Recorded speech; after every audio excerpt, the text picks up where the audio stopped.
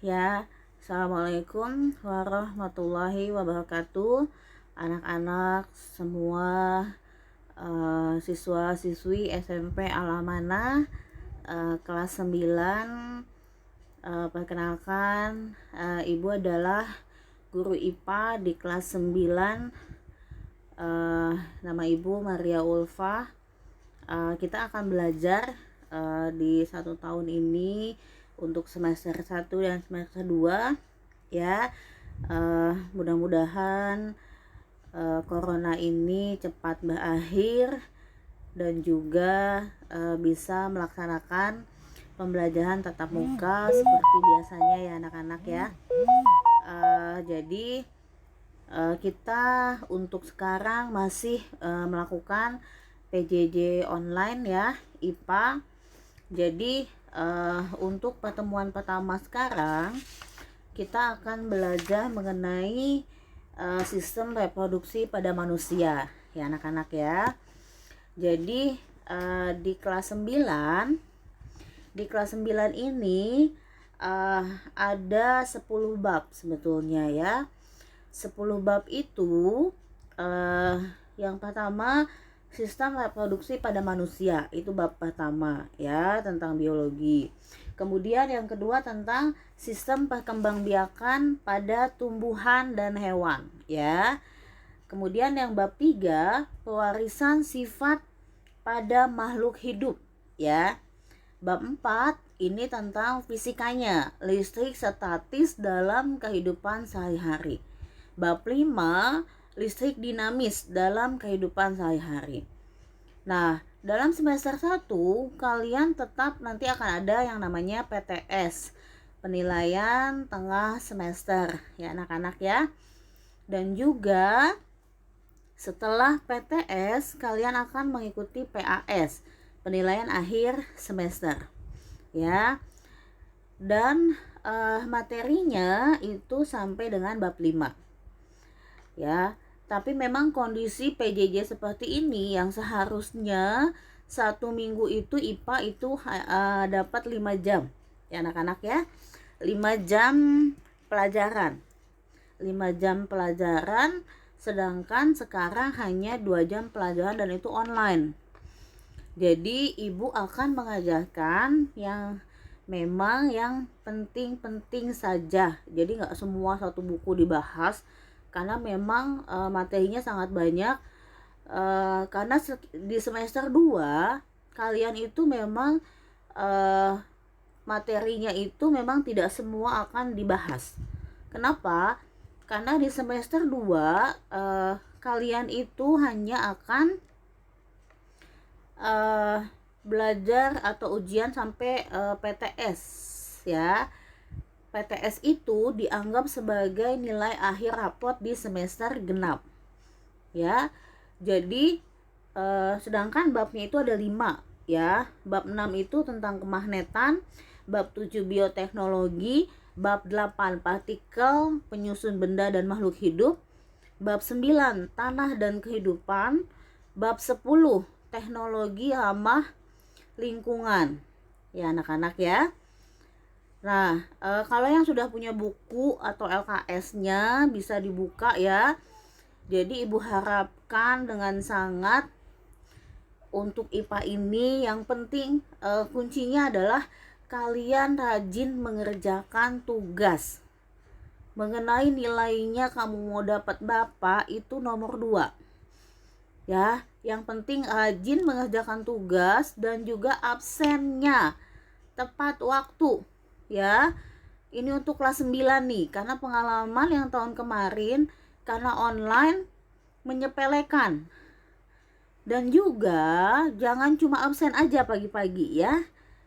Kalau pagi-pagi cuma absen aja, setelah itu tidur lagi ya, main game lagi online-nya, mabar lagi sama temennya, kapan kamu bisanya ya.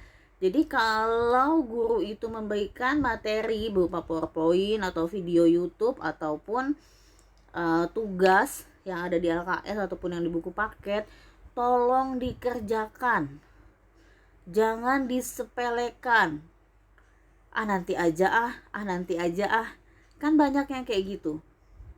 Bahkan sudah berapa minggu pertemuan itu nilainya ada satu anak yang memang belum sama sekali masuk nilainya. Karena saya sudah pernah mengajar kelas 8 FGH dan sekarang kelas 9 yang ketemu lagi, saya tahu mana anak yang rajin mengerjakan tugas, mana yang tidak. Ya, jangan sampai ketika nanti kelulusan dipermasalahkan mengenai absen dan tugas yang belum pernah masuk. Paham ya anak-anak ya? Oke, jadi hari ini kita atau saya akan membahas sedikit tentang pembelahan sel. Ya, yang bagian pertamanya, subbab pertama di sistem reproduksi manusia itu adalah tentang pembelahan sel. Ya, kamu bisa lihat PowerPoint-nya sebentar. Nah, bagian yang dipelajari pembelahan sel, ya, struktur dan fungsi sistem reproduksi pada manusia, dan C, kesehatan organ reproduksi manusia. Nah, coba kita lihat sekarang. Di sini ada pembelahan sel. Mengapa sih sel mengalami pembelahan? Ada yang tahu? Nah, sel itu mengalami pembelahan karena yang pertama itu karena pertumbuhan, ya. Bisa sambil dicatat ya kalau yang belum paham. Yang kedua, karena mengganti sel-sel yang rusak. Ya, yang ketiga, untuk reproduksi. Jadi ada 3 ya alasan mengapa sel mengalami pembelahan. Ya, pertumbuhan, mengganti sel-sel yang rusak, ya, dan reproduksi. Ya. Kalau pertumbuhan, nah sekilas kita lihat ya, kita yang tadinya masih bayi kan, masih bayi SD, SMP. Nah, kita kan bertumbuh ya, tumbuh semakin besar. Itu karena sel-selnya itu berkembang biak gitu. Jadi tumbuh.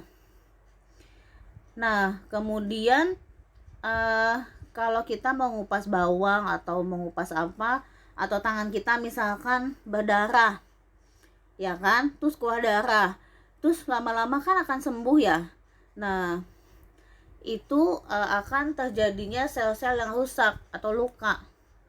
Nah, jadi nanti sel-selnya itu akan diganti oleh yang baru ya, yang rusak-rusak itu. Nah, kalau untuk reproduksi, tujuannya itu hanya ada di organ reproduksi ya, untuk membentuk sel-sel kelamin. Ya, untuk membentuk sel telur itu pada wanita dan sel sperma itu pada laki-laki. Itu tujuan dari reproduksi ya. Dan kalian bisa lihat ya di PowerPoint ini tuh ada gambar-gambar yang bergerak apa ya. Itu ada tulisan angka 46. Ya, ada yang namanya mitosis dan meiosis. Ya anak-anak. Nah, mitosis. Apa sih pembelahan mitosis? Ya kan? Ada yang tahu nggak? Ada yang tahu pembelahan mitosis? Jadi, pembelahan mitosis itu ya terjadi pada sel tubuh atau somatis dan akan menghasilkan 2 sel anak dari 1 induk. Ya, coba bisa lihat gambarnya yang ungu ya, mitosis. Ya, 2 sel anak ya dari 1 sel induk. Dan pembelahan sel secara mitosis terdiri dari interfase, nanti ada selanjutnya ya. Kemudian profase, metafase, anafase, dan telofase. Ya. Tapi mitosis itu sel anaknya itu sel anaknya itu bersifat identik dengan sel induk dan bersifat 2N atau diploid. Ingat ya, 2N kecil. Ya. 2N. Ya. 2N itu artinya diploid. Ya. Nah, jadi dan mitosis itu terjadi pada sel tubuh. Ya, mitosis itu misalkan seperti pada kulit, jari, tangan, ya, dan lain-lain. Oke. Kemudian sel tubuh ya tadi sudah disebutkan sel somatik.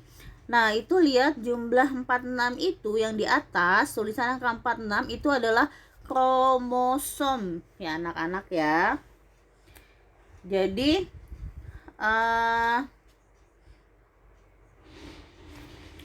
kalau proses pembelahan meiosis itu kan, nah sekalian lihat, atau kita lihat dulu penjelasan yang mitosis sebentar, dihapus dulu ya. Nah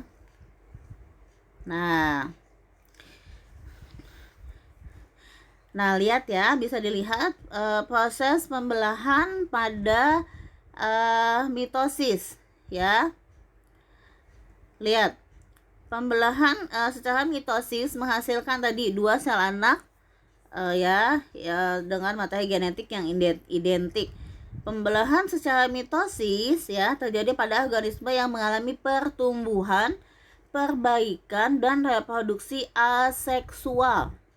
Ya, jumlah kromosom sel anakan adalah 2N atau disebut dengan diploid. Ya anak-anak, siklus hidup sel dibagi menjadi 2 fase, itu ada pertumbuhan atau interfase dan fase pembelahan ya. Jadi ini ada interfase, profase, metafase, anafase dan telofase. Nah, itu bisa dibaca ya, tahap persiapan yang dilakukan pembelahan ya, metabolisme ya. Kemudian lanjut. Nah, ini ada gambarnya. Kalau profase ya, benang kromatin itu memendek dan menebal. Ya, dia akan membentuk yang namanya kromatid ya. Kemudian kromatid yang berpasangan dia akan membentuk yang namanya kromosom. Ya, membran nukleusnya akan hilang ya. Ya, nukleus dan nukleolusnya menghilang. Pada sel hewan, sentrol mengalami pembelahan. Sentrol itu tersebut memisah menuju kutub yang berlawanan. Nah, benang spindelnya mulai mengatur diri sedemikian rupa sehingga menyerupai bentuk pancaran.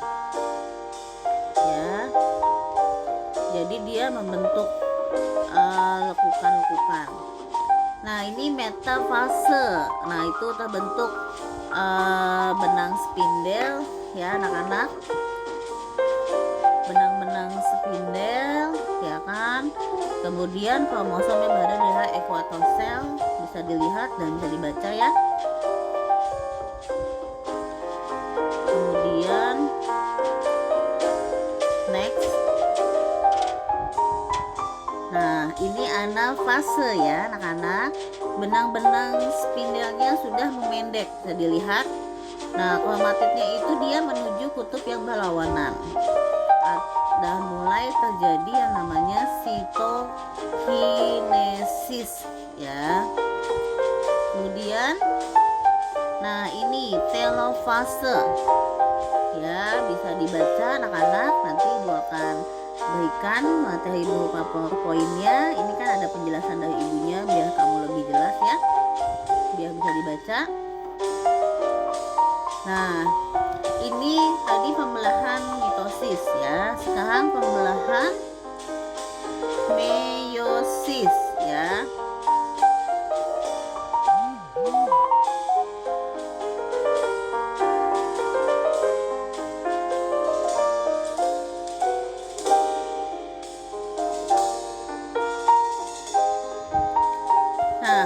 pembelahan meiosis itu menghasilkan sel anakan dengan jumlah kromosom setengah jumlah dari kromosom sel induk. Seperti gambar di awal tadi ya anak-anak. Di awal tadi itu dari 46 dia menjadi 23 kromosom. Jadi selnya itu bersifat haploid atau N kecil ya anak-anak ya. Nah, pembelahan meiosis dia bertujuan untuk berkembang biak, bisa dibaca, secara seksual, yaitu dalam proses pembentukan gamet ya, atau gametogenesis. Apa, coba diulang. Gametogenesis, proses pembentukan gamet ya. Kalau meiosis dia mengalami pembelahan intinya 2 kali, sehingga satu sel diploid 2N akan menghasilkan sel haploid atau N. Nah, sebelum pembelahan meiosis terjadi, itu sel mengalami fase pertumbuhan dan pada tahap pembelahan seperti pada tahap pembelahan mitosis yang tadi ya. Jadi di sini ada fase 1. Jadi kalau mau ngapalin itu meiosis itu profase, metafase, anafase, telofase. Jadi promat, PROMAT ya, kalau buat ngapalin. Nah, ini bisa dibaca ya.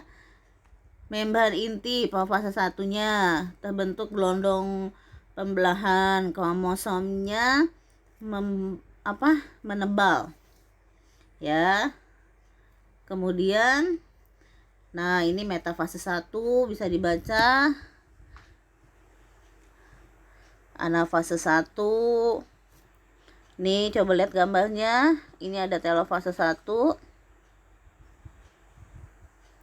Ini profase ya. Lihat ada gambarnya, dia sedang bergerak. Nah, ya.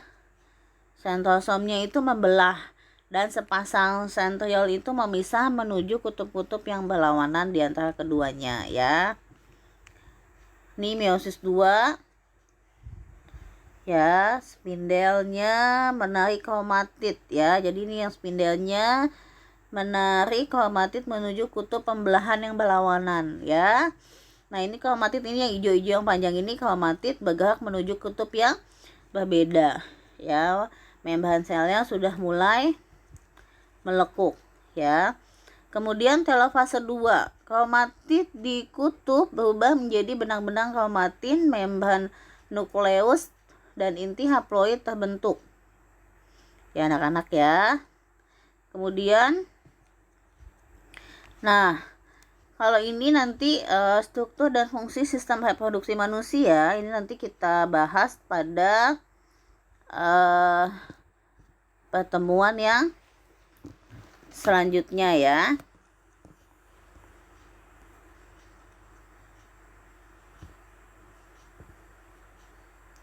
Jadi sekarang itu cukup sekian ya pertemuan pertama tentang pembelahan mitosis dan meiosis ya kan.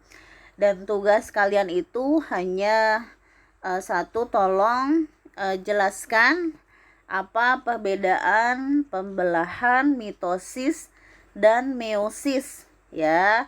Yang seperti tadi dijelaskan, bisa juga cari di buku atau di LKS dan juga sumber yang lainnya. Tetap semangat ya belajar anak-anak. Jadi tugasnya hanya part 1, jelaskan perbedaan pembelahan mitosis dan meiosis serta jelaskan tahapan proses pembelahan mitosis dan meiosis ya. Ada 2 soal aja yang tadi ya. Ya, terima kasih anak-anak, tetap semangat belajar. Tugasnya dikerjakan ya, ditulis di buku tulis, kemudian difoto nanti dikirim ke Google Classroom. Oke, tetap semangat. Salam sehat selalu. Wassalamualaikum warahmatullahi wabarakatuh.